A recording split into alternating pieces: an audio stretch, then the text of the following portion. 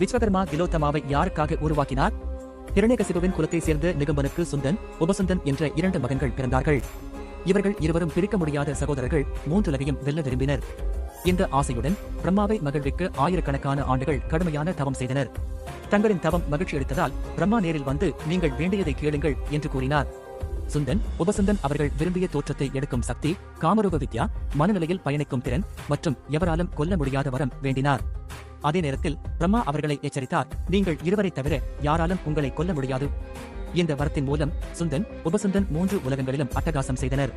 இதனால் அவர்களின் அழிவை தடுக்க பிரம்மா விஸ்வகர்மாவை அழைத்து திலோத்தமா என்ற அப்சராவை உருவாக்கச் செய்தார்.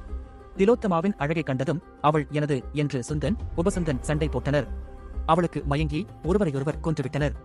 இந்த கதையை நாரதர் பாண்டவர்களிடம் கூறி திருப்பதியின் காரணமாக உங்களுக்குள் எந்த முரண்பாடும் வரக்கூடாது என்று எச்சரித்தார். மேலும் இதுபோல் வீடியோக்களுக்கு சப்ஸ்கிரைப் செய்யுங்கள்.